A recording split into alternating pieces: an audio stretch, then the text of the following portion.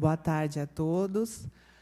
Às 15h10 do dia 23 de outubro de 2023, no auditório vereador José Nantalabado e da Câmara Municipal da Estância de Bragança Paulista, declaro abertos os trabalhos da 8ª reunião da Frente Parlamentar relativa a debater sobre serviços e demandas de tratamento oncológico da Câmara Municipal da Estância de Bragança Paulista.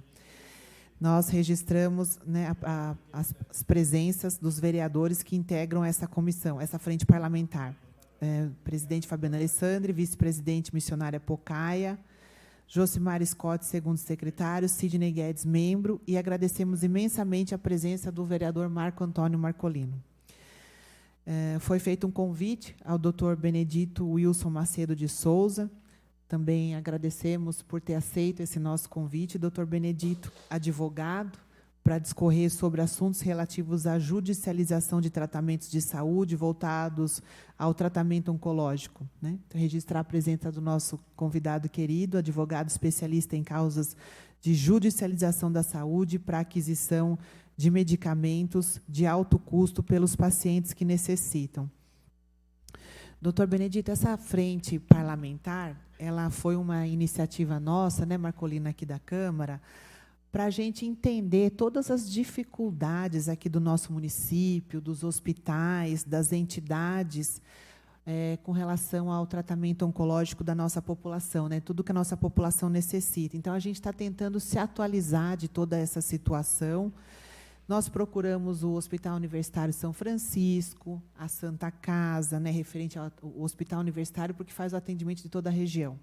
As entidades, né, a Associação Bragantina de Combate ao Câncer, a Associação Mais Vida, conversamos também com a Secretária Municipal de Saúde,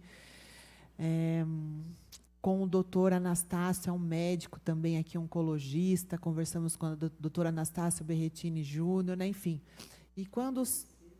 falei a Associação, né, Bragantina de Combate ao Câncer. Então, e quando o senhor veio a convite do vereador Juninho aqui nessa casa e falou da tribuna, o Marcolino falou, olha, é um excelente assunto, vereadora Fabiana, para vocês debaterem dentro da comissão, da frente parlamentar, dentro dessa frente parlamentar. Então, a gente entendeu, né, da importância desse assunto aqui. Gostaria muito, né, que o senhor nos atualizasse, nos orientasse, né, dentro dessa frente, o que a gente pode também, a gente pode estar trabalhando nisso. Mas vou passar a palavra para o Marcolino antes. O Marcolino também é advogado, entende muito bem, né, dessa área, e agradecer porque ele que nos deu essa sugestão importante. Obrigada.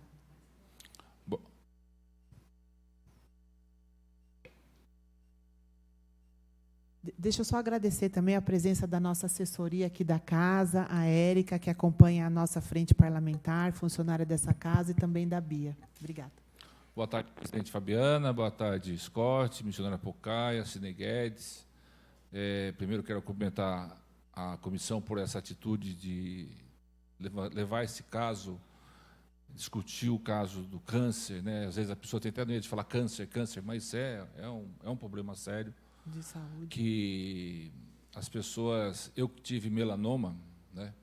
Quando a gente tem o diagnóstico, o chão some das nossas pernas, né? A gente fica numa situação muito difícil mesmo. Então, isso me deu um pouco de noção e experiência da pessoa que está também do outro lado lá, com o diagnóstico.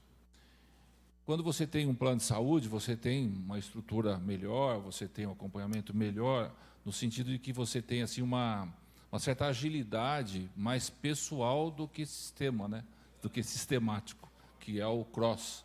Quando a pessoa detecta o problema, ela entra na fila do CROSS. E quando eu assisti a palestra do Dr. Benedito, eu falei, puxa vida, além de ele ter trazido assim, algumas informações muito importantes em relação a como se deve proceder em relação ao paciente, o que ele deve, as atitudes que ele deve tomar, mas também o que a justiça, que eu acho que esse é o foco principal que eu sugiro à comissão, tem mais esse braço, né? O que a justiça hoje entende, trata esse assunto e de como ele é resolvido nesse caso, né? No aspecto político, nós recebemos quase que diariamente pedidos de pessoas que estão com câncer. Acabei de receber agora, através do meu assessor, uma notícia de um conhecido que está com câncer de próstata com 3 nódulos. E ele está super preocupado. Mas ele parece que fez no âmbito particular a questão e agora não tem condição, não tem mais plano de saúde. Então, ele tem que iniciar o tratamento, iniciar o trâmite no posto de saúde, né? E começar toda essa fase dessa questão.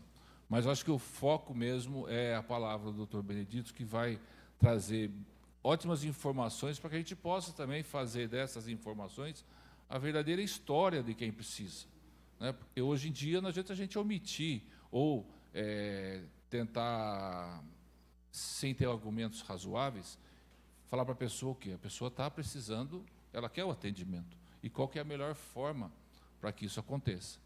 Então, eu tenho certeza que essa comissão somará muito com a experiência do Dr. Benedito, com toda essa expertise que ele tem sobre esse assunto, e lá na frente com uma conclusão razoável dos encaminhamentos que vocês vão fazer, né? Isso. Os senhores vão fazer, porque eu acho que os encaminhamentos vão mexer com o Estado, judicialização, Ministério Público.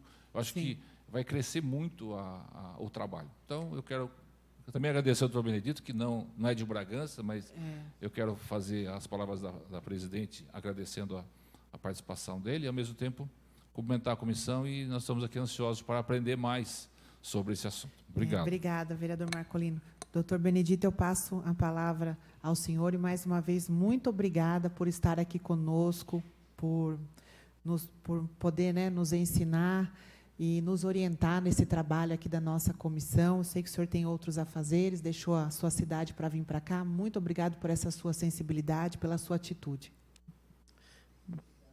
Muito obrigado. Gostaria de agradecer o convite desde já, né? Sempre que eu possa estar nos lugares para falar sobre questões jurídicas e da saúde, eu estarei, porque é uma missão de vida. Então, agradeço à presidente, Fabiana, estendendo os cumprimentos aos demais, ao doutor, que fez toda essa intermediação para estar aqui hoje. Então, quando falamos, de fato, sobre oncologia, esse tema ele pode ser abordado por diversas vertentes. Vertente administrativa, vertente do ponto de vista... Se o senhor quiser fazer parte aqui da mesa, esse microfone, ele não dá problemas. Obrigada.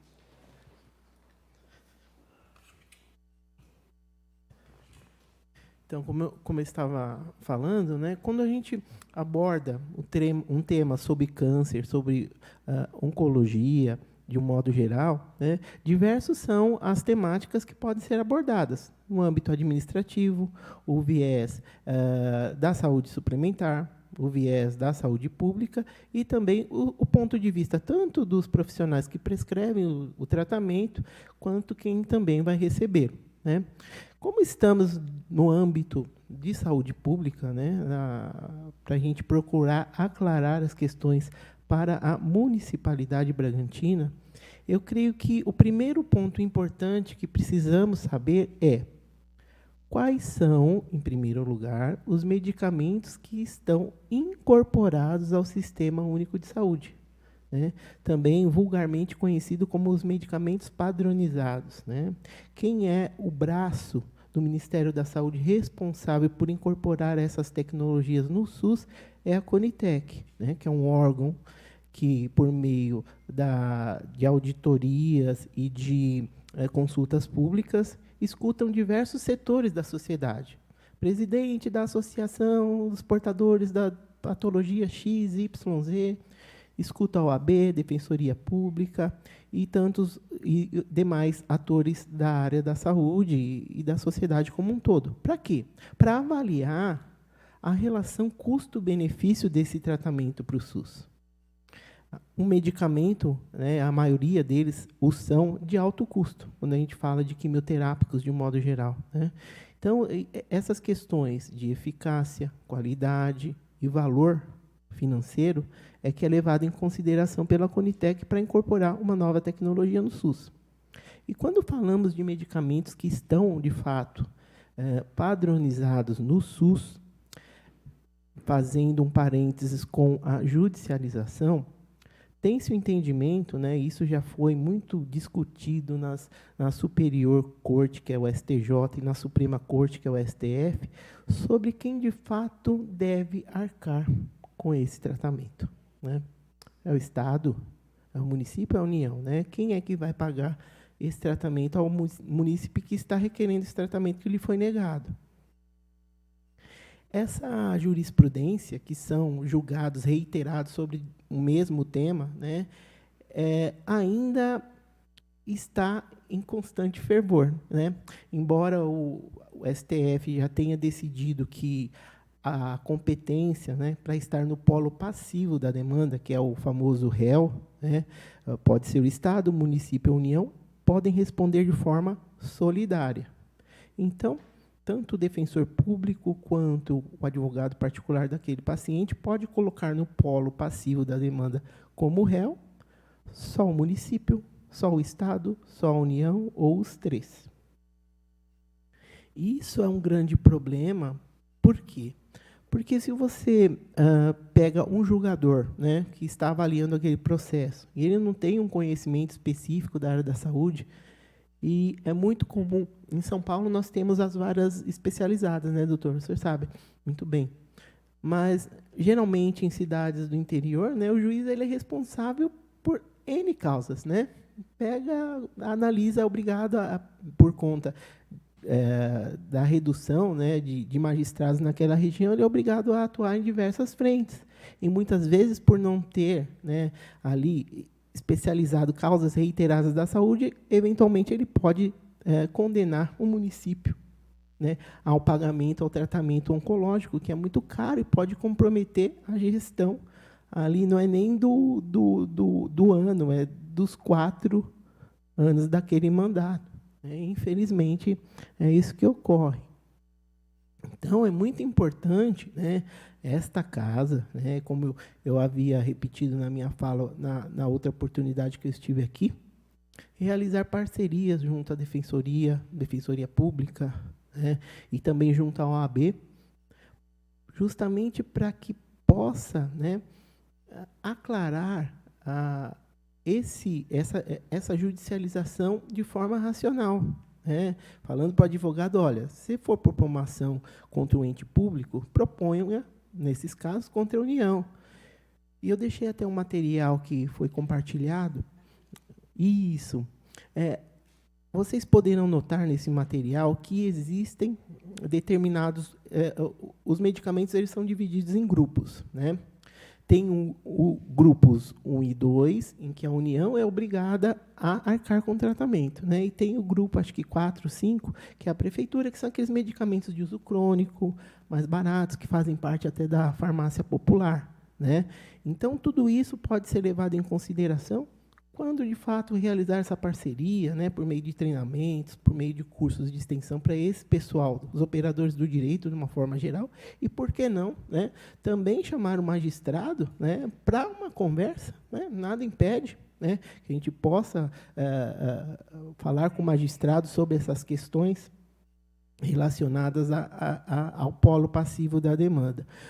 O importante salientar também que existem alguns tipos de tratamento quando a gente fala de tratamento para câncer. Né? Tem os tratamentos convencionais, né, estabelecidos por quem? Por diretriz de tratamento e protocolo clínico do Ministério da Saúde. Então, existe uma corrente doutrinária do direito da saúde que justamente fala o quê? Que, pelo fato do Ministério da Saúde estabelecer essas políticas públicas de tratamento, e somente eles podem, de fato, mudar, né? Surgir um medicamento novo, vamos mudar o protocolo clínico. Né? Então, por esse fato, por si só, a doutrina entende que, sim, quem é obrigado a pagar pelo tratamento é a União. O município não tem um braço dentro da Secretaria Municipal de Saúde que possa intervir nessas questões de tratamento, porque é ilegal. Né? A Constituição não prevê isso, e nem as normas, as resoluções da diretoria colegiada da Anvisa também assim não prevêem. É de competência do órgão público federal, né? E, por tal motivo, a doutrina entende que a demanda deveria ser simplesmente contra a União, né? Existem outros tipos de tratamento também, que são os medicamentos chamados off-label. Off-label. O que são os medicamentos off-label? Label, do inglês, quer dizer bula. Então, off-label, fora da bula. Esses medicamentos off-label que são determinações terapêuticas que o médico de confiança do paciente elabora para aquele paciente, mas que não constam da bula. É um tratamento que não faz parte da bula, mas que vai ter ótimos resultados. Pode dar um exemplo? Posso. Né? Um belo exemplo é o Viagra. O Viagra ele não foi feito para o fim de disfunção erétil, mas sim para questões relacionadas a cardiopatias, né? E o uso off-label dele hoje, que é o que pegou, é esse, né? E assim é para todo e qualquer tipo da área da saúde, né? Só que o que tem que ficar claro é que os medicamentos off-label, eles são, de fato, fundamentados em quê? Não em medicina baseada em evidência.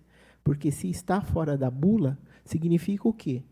Que a Anvisa não deu o registro para aquele medicamento, para aquele tipo de tratamento. O uso off-label ele está baseado na prática clínica do médico. Ele sabe que, pela sua prática clínica, né, reiterados pacientes tiveram uma melhora com o uso daquele medicamento, mesmo que não esteja, ou que ainda não esteja com previsão em bula. Então, para esses medicamentos que não possuem registro na Anvisa para aquele fim específico, né, que é o uso off-label, com relação à judicialização, o município se desonera em ter que arcar com esse tipo de tratamento, porque não possui registro na Anvisa e pode ser alegado até mesmo crime sanitário. Né? Eu não posso comercializar algo que não possui registro na Anvisa para um fim indeterminado que não foi estudado, né? Então, nesses casos também, a jurisprudência tem entendimento de que a União é responsável para o emprego desses tratamentos de medicamento off-label.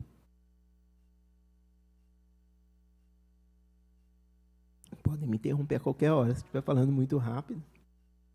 E um outro tipo de tratamento também, quando se fala em quimioterapia, de um modo geral, está relacionado aos medicamentos de uso paliativo, né?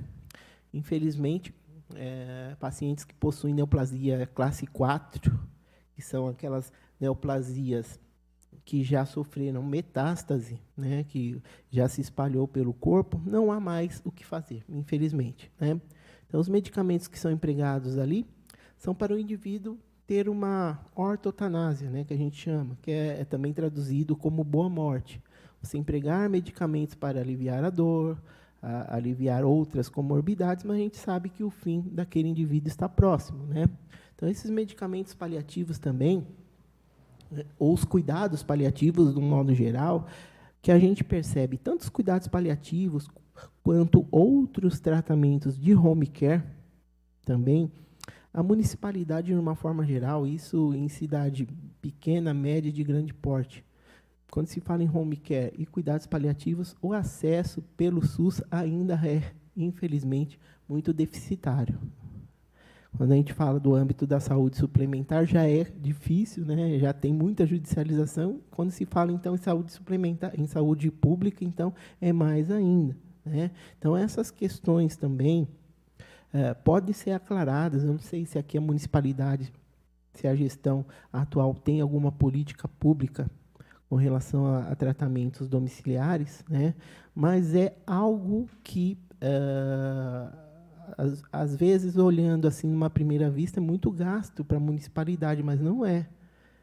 Quando a gente fala de tratamento domiciliar, você tem economia nos custos, principalmente de hotelaria hospitalar e de liberação de leitos para casos mais complexos, né? Se o indivíduo está em cuidados paliativos e ele pode ser tratado em casa, por que não fazê-lo? Desocupa uma vaga para quem está precisando e pode se curar, né? Ou ter uma melhora prognóstica, né? Existe um protocolo que é o chamado protocolo de Manchester. protocolo de Manchester, ele possui gradação de cores, né, para classificar a prioridade do estado clínico de um determinado paciente. As questões mais emergentes e mais urgentes, causas bem complexas, recebem uma cor vermelha. As mais ou menos, azul, verde, amarelo e assim vai, né? E é esse mesmo sistema, né, fazendo uma analogia, que foi feito para o sistema CROSS, que é o munícipe, ele tem que ingressar por uma porta para poder chegar ao sistema CROSS, né? Ou uma UPA, ou o hospital público, ou uma UBS, por alguma porta ele tem que entrar, né?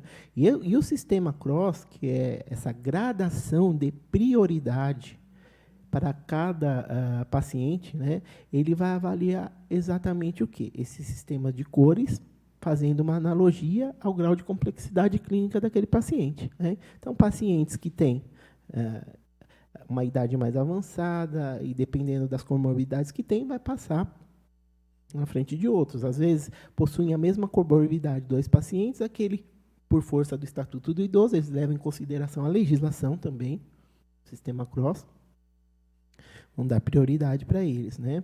Mas foi uma pergunta até que o Dr. Marculino fez quando eu estive aqui. Mas e se o caso for de fato urgente, né, e o sistema CROSS não funcionar? Porque a gente sabe que, quando fala em saúde pública, né, é tudo muito lotado, tudo muito cheio, né? O que fazer, né? E de fato o que ocorre, o que a gente tem visto, pelo menos em São Paulo, é que os pacientes eles judicializam, né? Requerem no direito uma ação, tipo de ação que chama ação cominatória de obrigação de fazer inaudita altera pars com pedido de tutela provisória de urgência. Nossa, que palavrão é esse, né? É uma ação que vai antecipar o direito, né? Eu antecipo o direito para ter uma vaga na UTI, para adquirir um medicamento, eu antecipo o direito, inaudita altera pars, sem escutar a municipalidade, o ente público. Não vou escutar agora, né?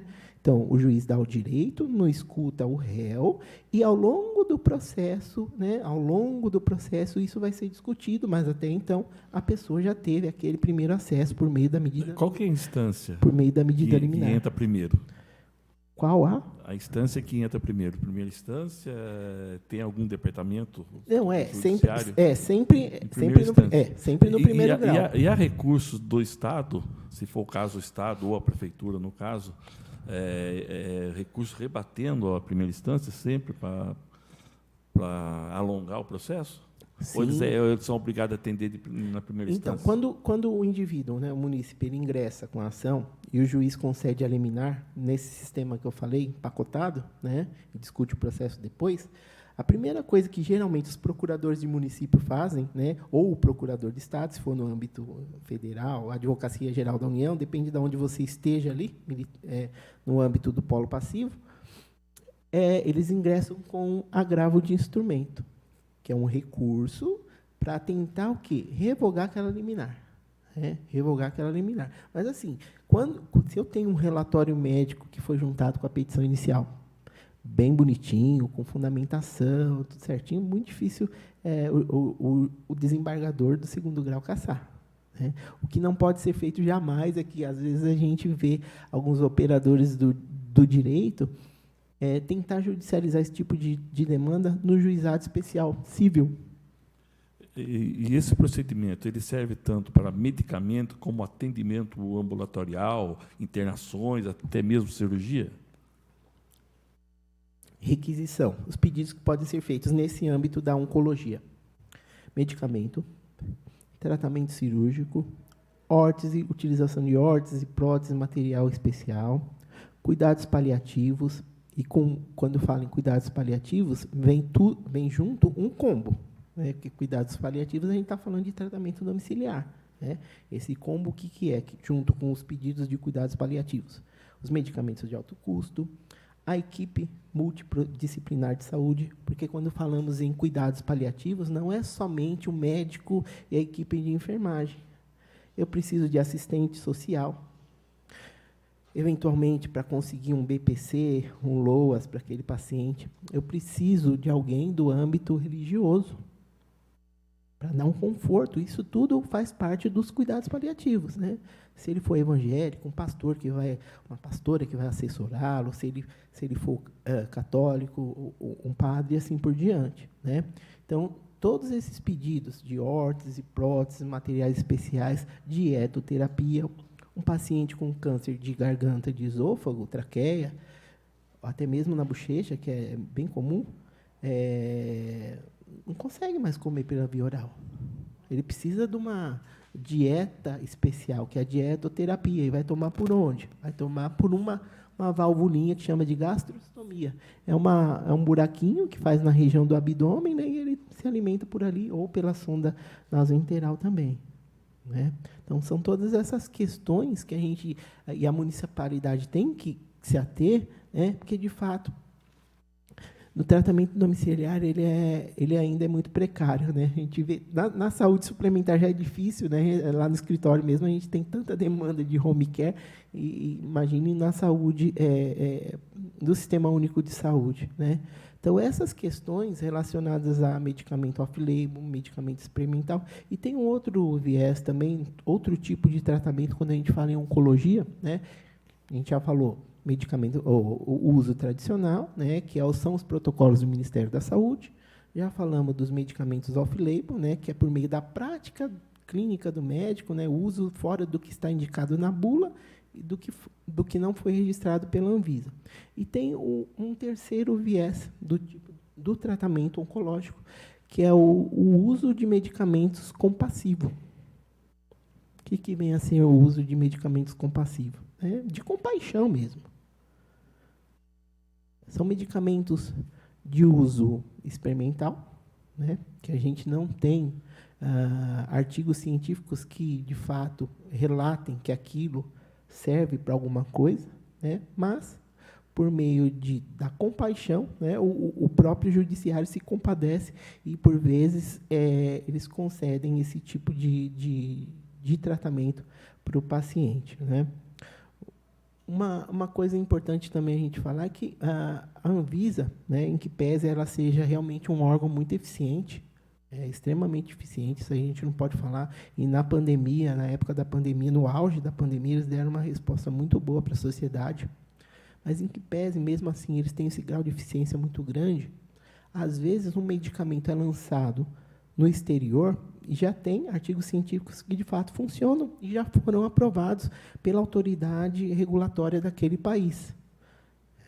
EMEA, FDA já aprovou, mas no Brasil ainda não, né? Então, igual cannabis. Cannabis, muito bem. Igual cannabis. Então, nesses casos, também, por vezes, o ente público ele é condenado em ter que importar esse medicamento em que pese ainda não tenha registro na Anvisa, né? Esse tem sido também o entendimento do STF, principalmente.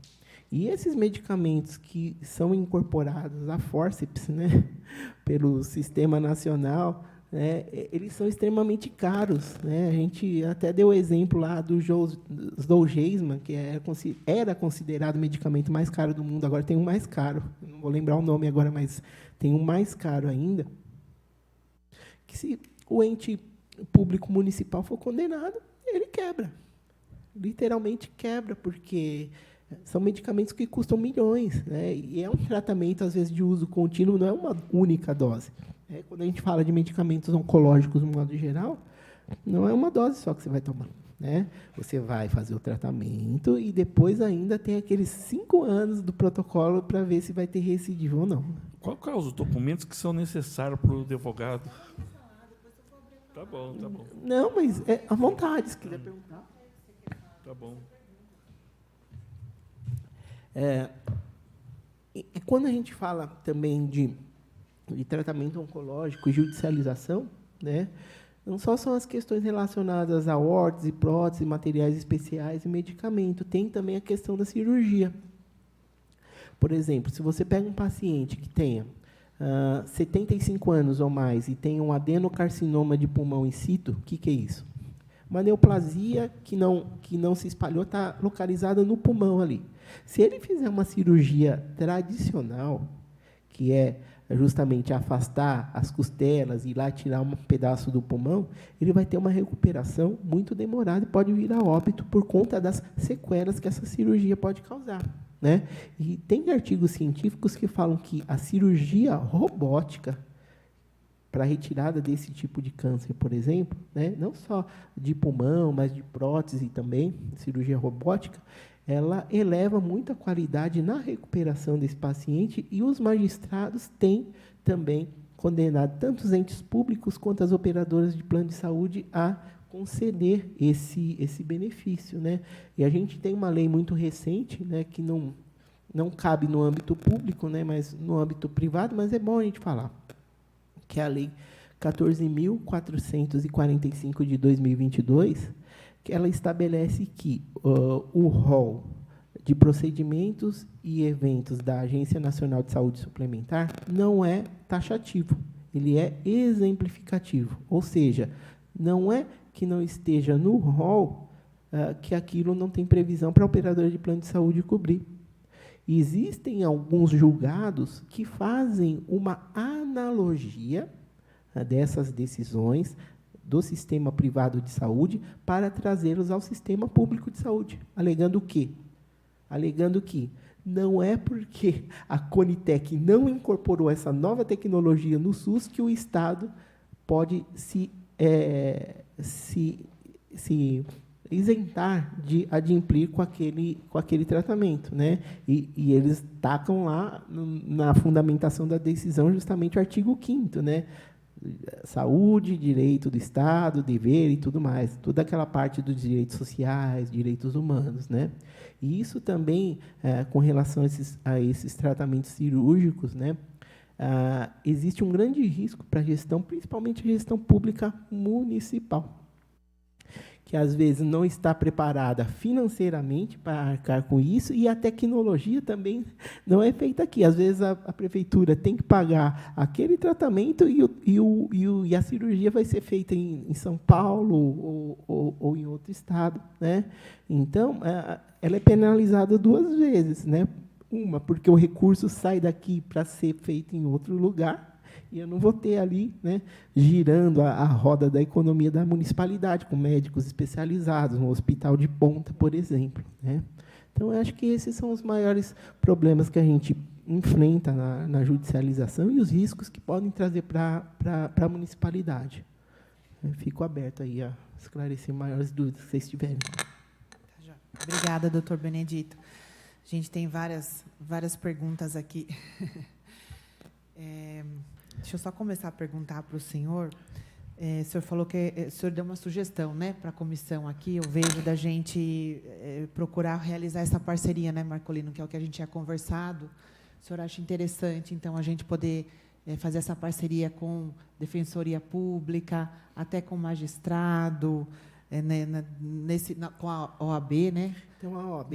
De forma, né, nesses processos aí de judicialização. Eu não sei se... Até para que eles tenham conhecimento, né, do nosso município. E eu estou vendo assim que, de acordo com o caso, seria interessante judicializar através do Estado ou da União.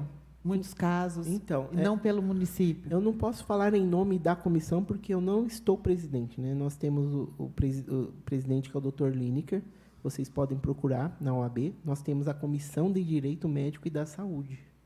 Nós temos essa comissão, eu sou membro aqui da comissão. A gente pode... de Bragança. E, de fato, a judicialização ela deveria ser demandada contra a União. Não é nem contra o Estado, é contra a União. Contra a União. Contra a União. E a maioria das vezes é contra o município. Geralmente, quando você pega um operador de direito que não é especializado na área, ele faz a famosa roleta russa, taca os três lá, taca a União, Estado e município, porque existe essa questão da responsabilidade solidária, que é o entendimento do STF, e o juiz aí é que vai decidir para quem que ele vai mandar a conta, entendeu? Uma outra questão da judicialização também, por exemplo, o paciente ele saiu o sistema CROSS, demorou, mas ali saiu. Até 90 dias, né, que pode 60 dias, eu acho que que tem que sair o tratamento, onde o paciente vai fazer, né, dependendo aí pode ser fora, a maioria das vezes fora do município. E o paciente vai ser mandado para um outro hospital, vamos supor, para Sorocaba, o paciente não está aguentando. Mesmo assim, ele é obrigado, pode judicializar essa questão, ele não está aguentando sair daqui, ele não está conseguindo, ele tem que fazer aqui no município o tratamento, existe tratamento para ele fazer aqui no município, porque ele não está suportando mais esse trâmite. A gente pode judicializar nesse caso também? Se o CROSS saiu uma vaga para ele em outra cidade, mas tem tratamento aqui, só que o daqui não tem vaga. Né? O que fazer? Isso, né? O que fazer? Né? Então, tudo na área do direito médico e do direito da saúde, além das argumentações jurídicas, eu preciso ter argumentações clínicas. Então, o médico dele tem que falar o seguinte no relatório: olha, o paciente não é o caso, por exemplo, da área de oncologia, mas vamos falar da área de transtorno do espectro autista. O autista ele não pode fazer o tratamento longe de casa. Por quê? Porque existe justificativa clínica que esse tipo de patologia, para ele fazer um tratamento num outro município, por exemplo, vai gerar um estresse enorme, que a relação custo-benefício de quando ele chegar na clínica não vai produzir tantos efeitos, porque ele já vai chegar estressado. Né? Então, não vai ter tanto efeito assim. A mesma coisa para qualquer questão da área da saúde. Se eu tiver uma justificativa clínica que o médico fala, olha, o paciente não pode viajar por causa disso, tem que fazer o tratamento aqui, né? Aí, nesse caso, pode-se sim, né, judicializar com essas justificativas jurídicas e clínicas. Né? Mas e daí? Se não, mesmo assim o juiz ele concedeu, que isso é muito comum, né? O juiz concedeu a liminar para fazer o tratamento em Bragança Paulista, mas eu não tenho vaga. O que eu vou fazer? Né? O que acontece? Sim. Quando o advogado ele é especialista, ele pede, né, além da multa, que são as astraentes, que é penalização de multa diária. Porque qual é a função da multa, né, que o juiz impõe sobre o réu? A multa ela tem duas naturezas jurídicas. Ela tem natureza coercitiva, de obrigar o ente público a cumprir a decisão, e natureza pedagógica, né? Porque aquele valor vai representar o quê? Um ônus para a prefeitura para que ela não mais cometa esse crime, porque é um crime, artigo 330 do Código Penal, crime de desobediência. Mas se mesmo assim, doutor, artigo 330 do Código Penal, mas se mesmo assim aplicou a multa, não tem vaga, o que fazer? Segunda coisa, que aí é onde geralmente dá resultado. Eles acham vaga, abrem vaga, encosta a pessoa em algum lugar, dá um jeito. Que é o quê? Prisão. Pede a prisão civil do secretário de saúde. Do Estado? Contra quem tiver. Né? Se ele tiver demandando contra o município, vai pedir a prisão do secretário municipal de saúde. É assim, essa questão de uma judicialização, de uma viabilidade processual, existem algumas questões, algumas ferramentas jurídicas que nós, como advogados, podemos fazer, mas não devemos fazer. Porque nós precisamos entender que a judicialização ela deve ser feita de forma racional. Né? Como que eu vou pedir a prisão do secretário se eu sei que aquele município, de fato, não tem a vaga e tudo mais? É bem complicado. Porque a maioria dos argumentos que são utilizados em matéria de defesa, se for no município, pelo procurador do município, se for pelo Estado, pelo procurador do Estado, e se for contra a União, pela Advocacia Geral da União, os argumentos que eles utilizam são argumentos válidos. Quais são eles? Princípio da reserva do possível, que é o quê? Olha, eu só tenho isso aqui de dinheiro, mais que isso eu não tenho. O princípio da reserva do possível. Isso é o possível que eu possa atender uma demanda da coletividade X. E o princípio da reserva legal, que seria o quê? Eu atendo somente esse cidadão e concedo a ele um medicamento de 25 milhões, só que para esses dois aqui, ó, vai faltar dipirona, vai faltar aquele anticonvulsivante, medicamentos de pressão arterial. Todos os medicamentos, de uma forma geral, da farmácia popular, pode se comprometer naquela gestão, né? Então, são argumentos válidos, né? Olha, eu não posso alocar um dinheiro só para aquele paciente em detrimento de outros, né? É o que Aristóteles falava, que é a justiça de Aristóteles, né? Justiça distributiva, né? A conseguir atender o maior número de pessoas com um determinado valor econômico, né? Fazendo uma analogia, um valor econômico. E são argumentos válidos também, né? Então, a questão da judicialização, ela é de fato muito complicada. A gente sabe que, mas você está falando isso porque não é seu filho que está precisando daquele medicamento de 25 milhões, por isso que você está falando isso. Tem todas essas questões, e não existe uma resposta certa, engessada, né? O biodireito, porque a gente já entra nas questões de biodireito, bioética, a melhor resposta quando se levanta essas questões éticas relacionadas ao direito da saúde, sabe qual que é, doutor? É o famoso depende. Depende do olhar, né? Depende da ótica que isso está sendo analisado, né? Então, é bem complicado. Vou abrir a palavra também aos senhores vereadores que desejam se manifestar, fazer perguntas. Sidney. Você quer primeiro? Vereador Josemar. Uma pergunta só. Boa tarde, doutor. Boa tarde. Obrigado por ter vindo aqui. Boa tarde, Érica, assessoria da casa, Marcolino. Deu um branco o nome dela lá, mas Beatriz, joia. Todos os vereadores aqui. Você comentou a respeito da ecologia, a respeito dos remédios, judicializados, essas coisas assim, né? O que nós vimos assim, em outras áreas também que a pessoa fica, é a questão de renda per capita. Por exemplo, a pessoa pega um tratamento, a pessoa ganha aí um pouco a mais que o salário mínimo. Tem 2 pessoas na residência que tem lá, recebe aí um pouco a mais que o salário mínimo, só que ela não consegue tal medicamento porque a renda per capita dela ultrapassa o que o município pode dar, alguma coisa nessa questão, ou qualquer outro medicamento. Então, nesses casos, né, quando são questões administrativas, às vezes que cada município interage de uma forma, mas de um modo geral é isso mesmo, né, cabe a judicialização. Por quê? Existem 2 tipos de pobreza. Tem a pobreza financeira, que é aquilo que a pessoa recebe para sobreviver, para a sua subsistência, e tem a pobreza na acepção jurídica do termo, que é totalmente diferente da análise do termo da língua portuguesa da pobreza. Por quê? O judiciário ele tem entendimento que uma pessoa que tenha, sei lá, uma casa própria, um carro importado, mas ela precisa de um medicamento que custa, que nem esse que eu falei, sei quantos milhões. Então, na acepção jurídica do termo, para análise daquele caso concreto, ela é pobre. Não vai conseguir comprar aquele medicamento.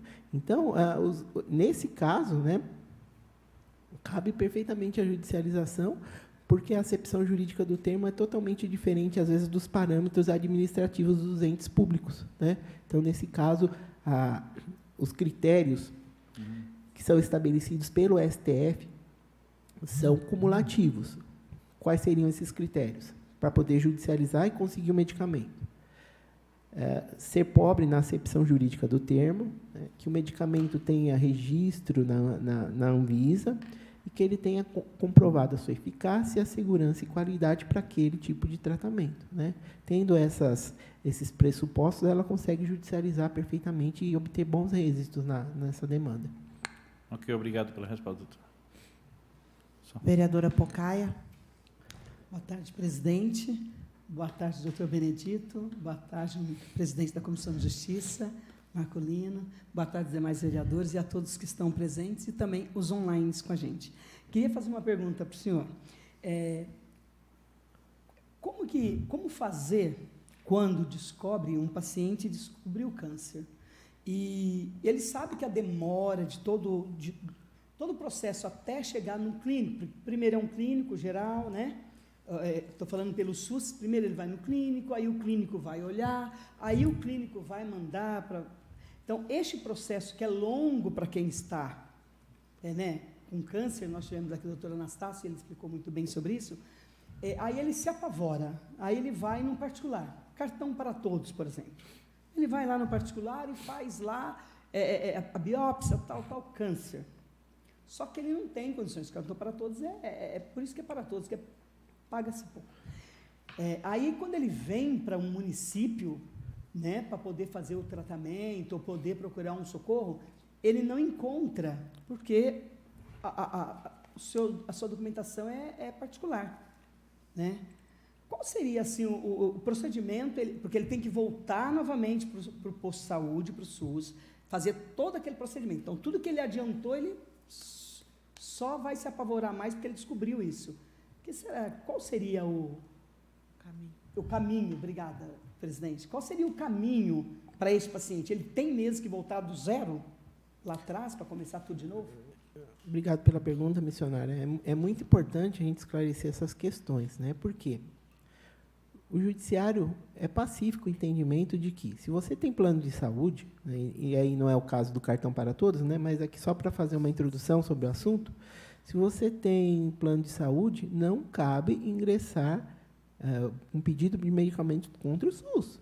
Você fizer isso, o advogado pode ser penalizado e a pessoa, o paciente, ele pode ser condenado em litigância de má-fé, que gira em torno de 2% a 3% do valor da causa. Então, se a gente está falando do medicamento que custa milhões, você for condenado em 1% de litigância, por isso que eu falo que a judicialização, de uma forma geral, ela tem que ser feita de forma responsável. Não é o caso do cartão para todos, porque a gente sabe que, muitas vezes, os pacientes têm aquela fila enorme para marcar consulta com o médico, para agendar exame, fazer exame, obter o resultado desses exames, e, às vezes, o equipamento está quebrado. Tem todas essas questões, né? Então, eles querem adiantar, pelo menos, essas questões relacionadas ao exame para poder levar a documentação médica para o Sistema Único de Saúde, para o médico fazer os encaminhamentos. Então, nesse caso, não existe previsão legal, nem na portaria do Ministério da Saúde, que vede, que proíba isso. Se, porventura, a administração pública ela age com esse tipo de conduta, né, não vamos prosseguir, porque os documentos médicos são particulares. Ou se ela manda, vai no posto de saúde, marca lá, vai procurar a secretaria, marca lá com o médico, começa todo o processo novamente, doutor, que isso nem a vereadora Pocaia. Isso é considerado um ato ilícito. Ilícito. E, como tal, pode ser prejudicializado e penalizado por isso, entendeu? Porque, justamente, o câncer ele não espera. Esse vai ser um dos argumentos. Aí, no caso, a secretária de saúde ela tem que aceitar esse encaminhamento de um particular, por exemplo, e ingressar esse paciente no SUS, no sistema CROSS. Exatamente. Porque, assim como tantas outras doenças, mas o câncer, em especial, não espera, né? Então, se a pessoa tem possibilidade de adiantar as questões relacionadas a exames e tudo mais, depois isso ser introduzido no Sistema Único, não existe vedação legal, né? Pode ser administrativa, mas é ilícita, mas não existe vedação legal para que isso ocorra. Muito obrigado, doutor Benedito. Eu tinha uma curiosidade muito grande. O Marcolino comentou um caso parecido com esse no início aí, né? Eu acho, assim, eu sempre tive essa curiosidade de saber, porque eu entendi o que o senhor falou.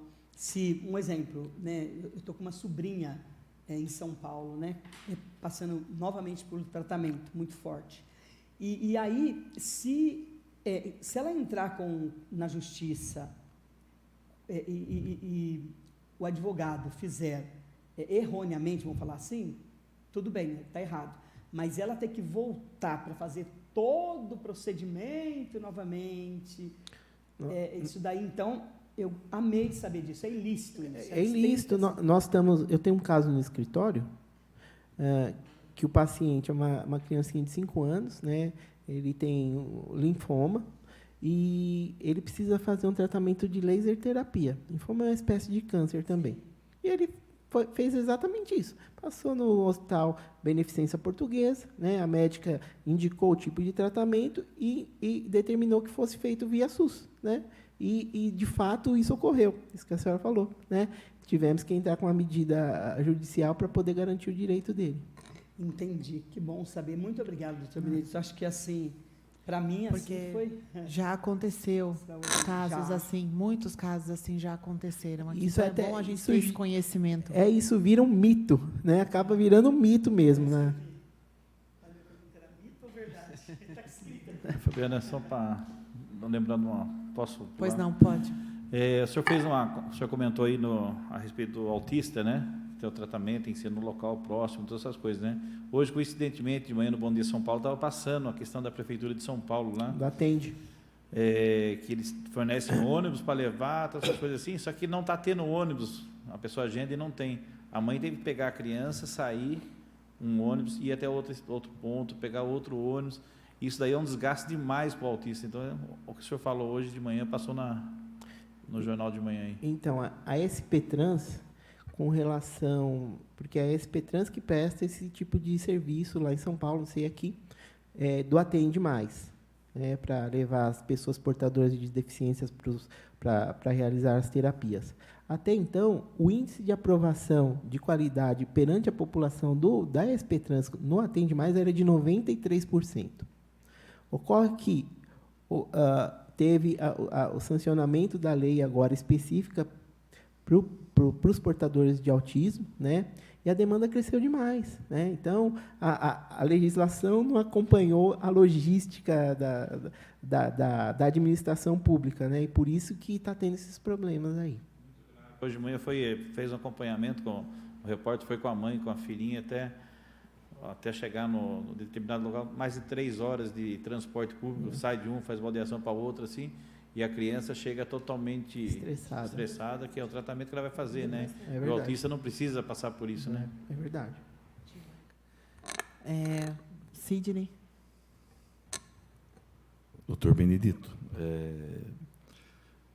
a vereadora missionária Procaia estava citando o do cartão de todos, mas nada impede, eu sei que a gente está tratando de coisa pública, mas uma empresa privada que presta serviço para a saúde, convênios, ela também pode ser acionada se ela não estiver executando o atendimento correto, ou não? Sim, a demanda de judicialização da saúde suplementar é enorme, né? Então, o primeiro passo, né, que é quem é um beneficiário de plano de saúde, quem tem um plano de saúde, qual é? Se teve seu pedido negado de um medicamento respaldado por um relatório médico, é procurar quem primeiro? Agência Nacional de Saúde Suplementar. Vai abrir uma NIP, que chama Notificação de Intermediação Preliminar. O que é isso, né? Você vai trazer as suas dores, você como beneficiário do plano vai trazer suas dores para a ANS falando, olha, eu tenho um plano XYZ, está aqui o relatório do meu médico que fala que tem direito a esse medicamento, só que a operadora negou, né? A famosa negativa. Aí a ANS vai conversar com a operadora e ela tem um prazo para responder. Se esse medicamento estiver dentro do rol da ANS, isso é possível de resolver de forma administrativa. Agora, se não estiver dentro do rol, ou seja, o médico prescreveu um medicamento que não faz parte desse rol da ANS, aí a minha opinião é que você deve judicializar direto, porque a ANS ela só faz essa intermediação se estiver dentro do seu rol. O senhor fez um comentário que, das 3 instâncias, município, Estado e União, o senhor prefere entrar contra a União. Contra a União. Existe um tempo estipulado para resultado da coisa e o cumprimento de qualquer sentença que sair? Existe um tempo específico? Porque tudo é caso de urgência. Sim. Então, quando a gente fala de judicialização no âmbito da União, a gente está falando da esfera federal, né? Então, aqui em São Paulo, a gente tem TRF Terceira Região, eu acho que tem o TRF de Campinas também, né, que cobre a região Bragantina e outras tantas, né? Prazo para conseguir uma liminar. É o famoso depende também, né? A gente já teve no escritório caso de conseguir, até um caso aqui de Bragança. A gente teve a oportunidade de conseguir uma liminar para uma bebezinha que foi identificado no útero que ela tinha uma cardiopatia e precisava fazer a cirurgia quando saísse do hospital. Conseguimos em 4 horas. Vim aí, conversei com o magistrado, né? Mas teve já liminares que saiu em 1 semana, né? Então, não tem como equalizar. Mas, assim, pela minha experiência que eu tenho, mais que 1 semana já é considerado um abuso, né? Dependendo do grau de urgência. né? E cabe ao operador do direito, se for extremamente grave o caso, né, e despachar pessoalmente com o juiz, porque os processos hoje em dia são eletrônicos, né? Tem muita impessoalidade no âmbito do direito ultimamente, né? A gente não conhece mais ninguém, porque é tudo via eletrônica, né? Então, se é um caso extremamente grave, tem que ir lá fazer um ombro a ombro, explicar a situação para o magistrado, né? Para que ele possa analisar com a maior brevidade possível. Só a última pergunta, senhor presidente. Eu ia fazer aquela hora a pergunta. Quais são as documentações que são exigidas para dar início ao processo? Porque as pessoas saem, eu vou sair agora, eu vou no seu escritório, e eu vou com um documento faltando, para que a pessoa não deixe de levar nenhum documento que o senhor vai precisar, qual seria o início ou o checklist da documentação? RG, CPF, cartão do SUS, comprovante de endereço, comprovante de declaração de imposto de renda ou algo que ela considere relevante. Caso não tenha, por exemplo, ela não declare a renda, né, ela pode trazer ao processo os 3 últimos extratos bancários dos 3 últimos meses, também é válido para comprovar a pobreza jurídica dela, mas o principal de todos é o relatório médico. O que eu devo conter no relatório médico? Porque se eu tiver um relatório médico capenga, vamos dizer assim, né, com perdão da palavra, eu não vou conseguir judicializar essa questão, essa demanda. Por quê? Eu preciso ter o histórico completo do paciente. Eu tenho que indicar que, eventualmente, ele já utilizou toneladas e toneladas de medicamentos que existem no mercado, mas não funcionaram por causa dele. Ele tem que tomar aquele medicamento, que custa mais caro. Então, isso tem que ser indicado pelo médico também. Eventualmente, dentro do relatório do médico, ele tem que colocar o número do registro do medicamento, colocar posologia, não basta colocar só lá a dosagem ou o nome, mas por quanto tempo ele vai tomar, porque o juiz quer saber quanto tempo o ente público vai ser onerado com esse tratamento. Vida toda, é de uso crônico, é de uso pontual, é um medicamento de resgate, né?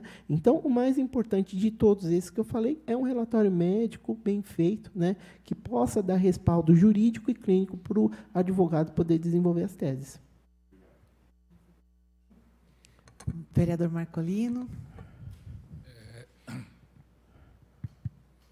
Fazer só um divisor de águas aí na relação ao plano de saúde, que é o litigante de má fé, que se fosse utilizado o serviço do SUS, ao exemplo mais simples que ela trouxe, em relação a um convênio médico só de consulta.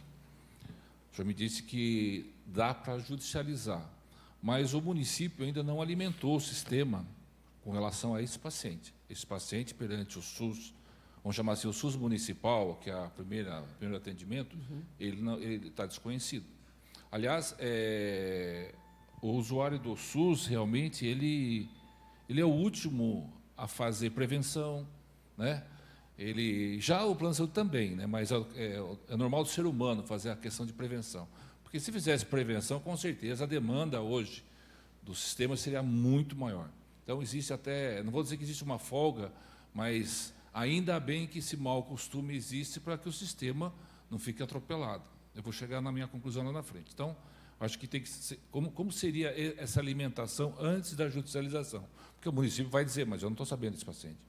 Ele não passou pelo meu médico, pelo meu geral, nem o meu especialista, para me dar uma posição. Lógico que o laudo daquele outro médico tem que ser conclusivo. E esquecendo o lado da questão da judicialização, o lado do sistema.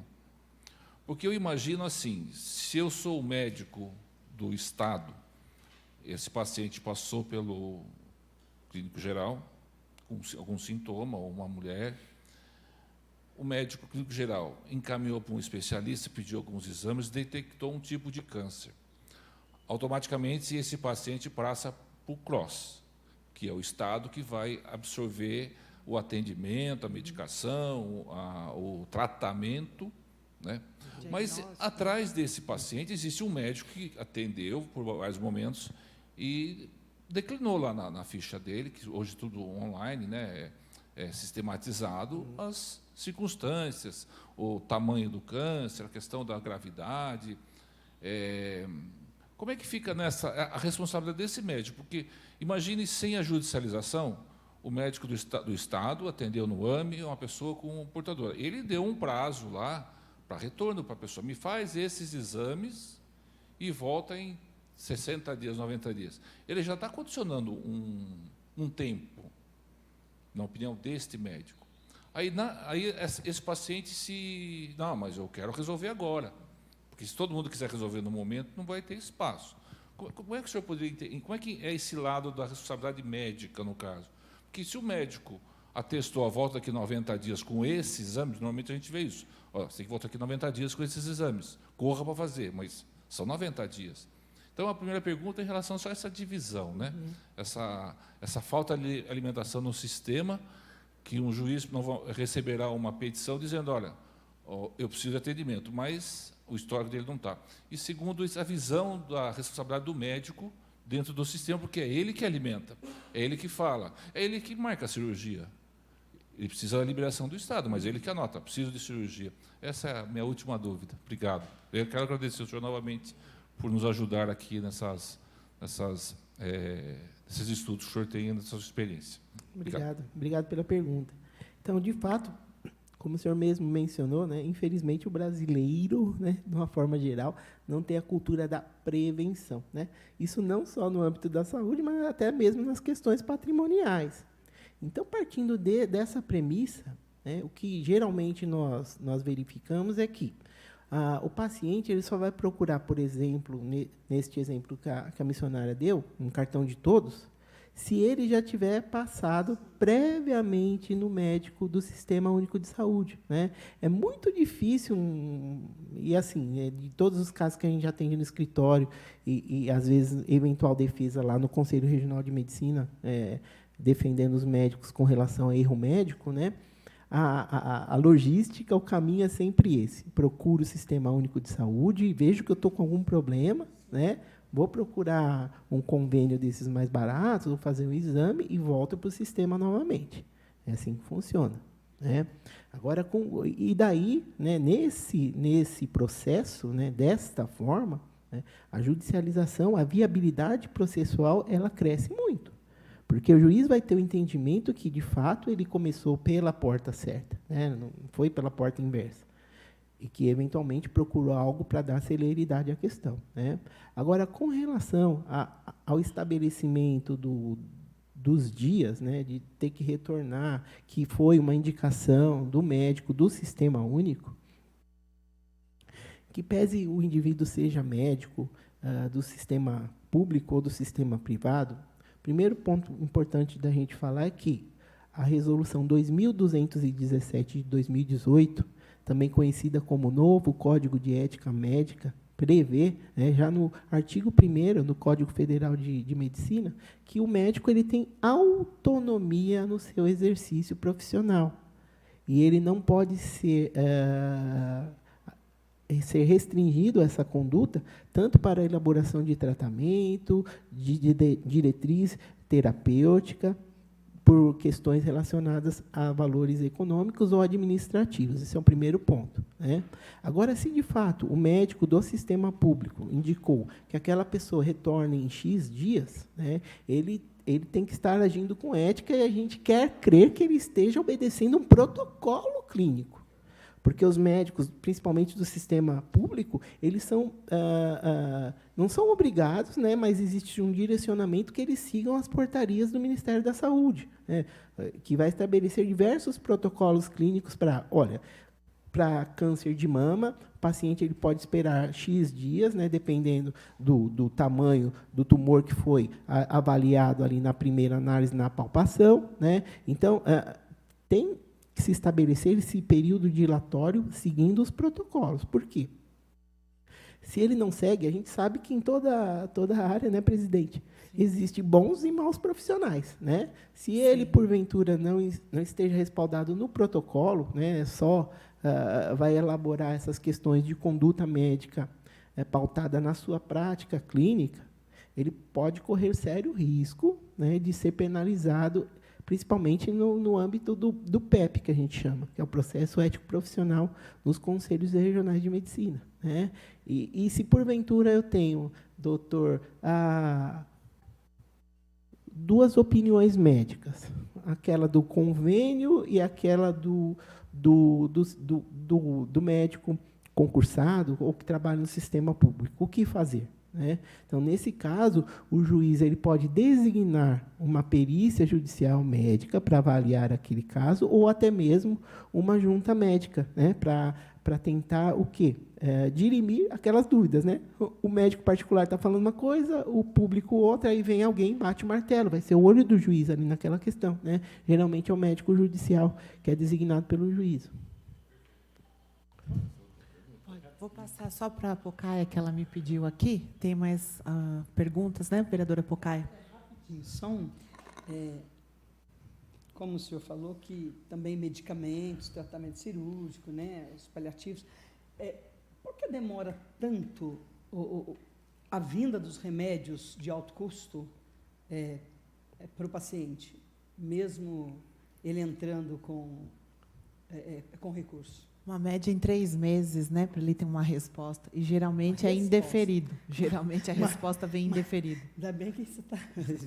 Então, é pela própria logística da gestão pública, né? Porque como são medicamentos que por vezes não estão ali no dia a dia da gestão pública, do gestor público da saúde, que são aqueles medicamentos da farmácia popular, medicamentos de uso crônico para doença de pressão alta, hipertensão arterial, diabetes e tudo mais, né? São especialidades terapêuticas que eventualmente serão utilizadas por um munícipe, né? Essa demora de fato ocorre, porque fica preso lá em Brasília e até chegar, às vezes, esse medicamento aqui, né, vai demandar tempo, né?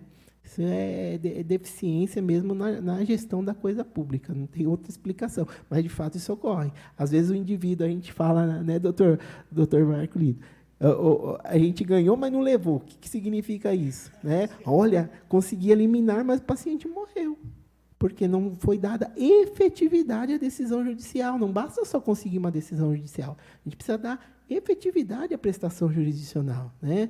Tem que dar efetividade ao tratamento, senão não adianta nada. O indivíduo vai morrer com uma liminar na mão se de fato esse tratamento não ocorrer de forma a contento, no tempo correto que deve ser. Vou passar para o vereador Sidney. Coisa simples. Eu queria só entender uma coisa. O cartão de todos que a vereadora falou, ele não incide em nenhum registro no cartão do SUS, né? Do Sistema Único de Saúde. Ele não é cadastrado, não é registrado lá, né? Ele fica sem registro, né? O atendimento lá. É como se fosse um convênio. Não tem um registro específico. Não. Só o encaminhamento seria, por exemplo, vai lá, o médico dá uma receita, daí registra, é isso? Isso, ele dá um relatório e tal, você em posse desse documento que foi gerado de forma particular lá, né? Que você pode, ou dos exames que foram feitos com o encaminhamento dele, que você pode trazer para o Sistema Único.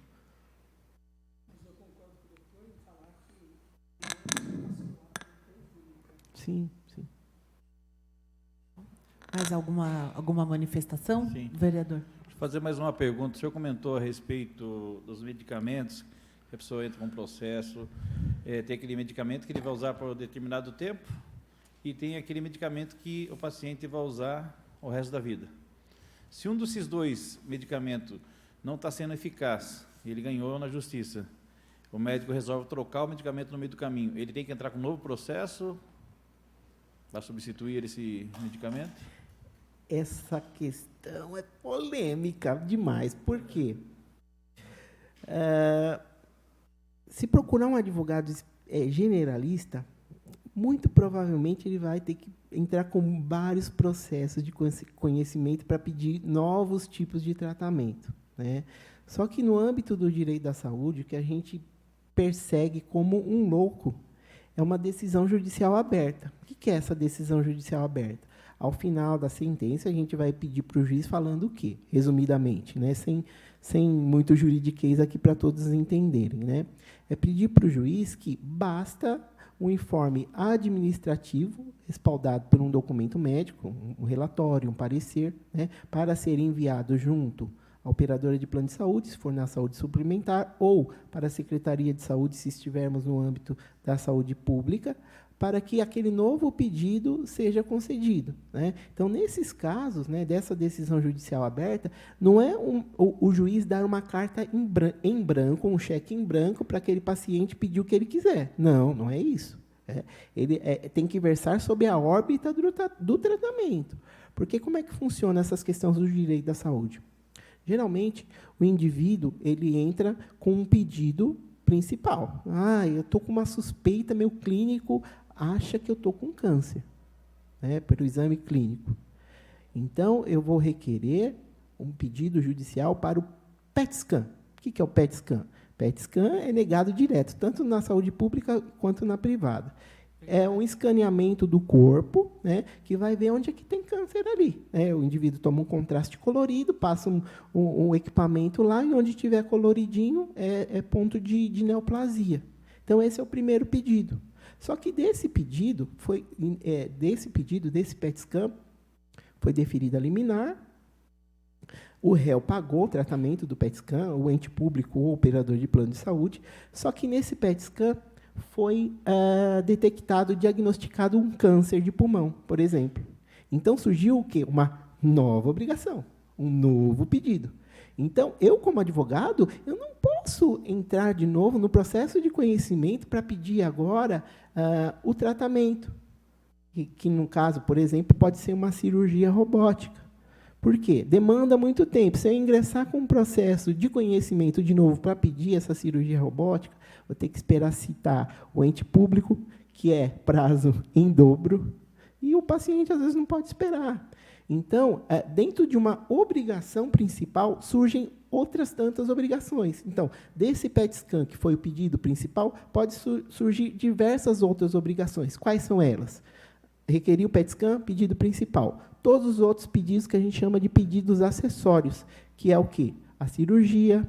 Depois da cirurgia, o indivíduo vai precisar tomar o quê? Medicamento, né? Tudo que vem depois desse resultado. Isso, então. Vai tomar medicamento. Se for, nesse exemplo que eu estou dando do câncer do pulmão, ele vai precisar fazer fisioterapia. Né? E assim vai. Por 5 anos, ele vai ter que ficar ali sob monitoramento. Então, todos esses pedidos, que são os pedidos acessórios, é o que a gente chama no direito de obrigação propter rem, né? Eu costumo sempre fazer a obrigação propter rem é que a obrigação principal, o acessório acompanha a obrigação principal. Isso é no âmbito dos direitos reais, né? Mas a gente sempre procura fazer essa analogia com o direito de saúde para quê? Para caso haja um descumprimento ao longo de todo esse tratamento, não seja necessário ingressar com um processo de conhecimento de novo. Eu entro direto aonde? Na fase de execução da sentença. Né? Eu falo, excelência, já existe um processo transitado em julgado, né?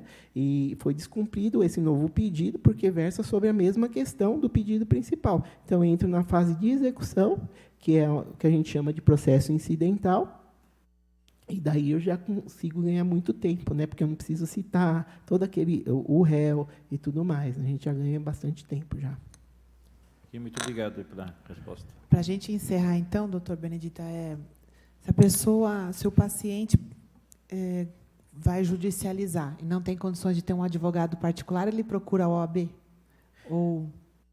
Nós temos a Defensoria Pública, né, que ela presta um trabalho excelente, né, pelo menos no âmbito estadual, e também a OAB, por quê?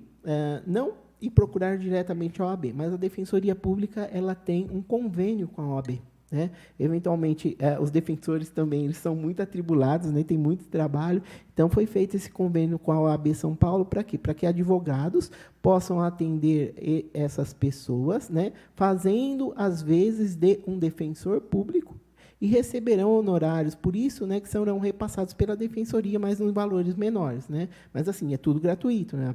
O munícipe não vai precisar pagar o advogado, mas é só para poder aumentar a capilaridade do acesso à judicialização.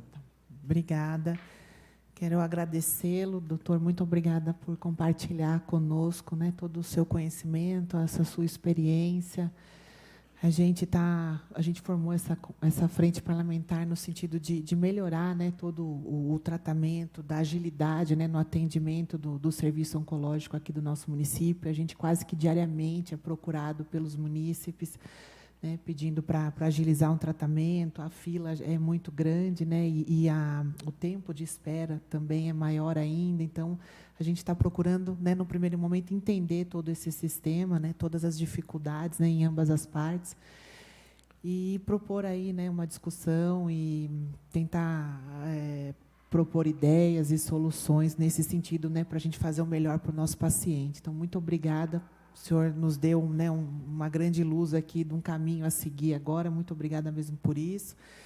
A gente está de portas abertas, né, nossa comissão, tanto a nossa frente parlamentar como a Câmara Municipal. E muito obrigada mais uma vez, parabéns pelo seu trabalho. Agradeço o convite na pessoa do vereador Juninho, que é ele que me trouxe para essa casa, né, e estendendo o convite em nome do Dr. Marcolino. E sempre que precisar da gente para falar de questões relacionadas à saúde e ao direito, pode me chamar, que eu sou arroz de festa, eu venho mesmo. Obrigada. Obrigada. A gente agradece mais uma vez. Obrigada, né, deixar registrado aqui nosso agradecimento ao vereador Juninho, ao vereador Marcolino, né, toda a frente parlamentar aqui também. Vereador Josimar, o Sidney, a missionária Pocaia. O Natanael hoje não pôde estar presente, mas a gente vai passar aqui para ele tudo que nós discutimos, né? Nós aprendemos. Muito obrigada. Nada mais havendo a ser tratado, declaro encerrados os trabalhos da presente reunião às 16h25. Uma boa tarde a todos e muito obrigada. Vamos.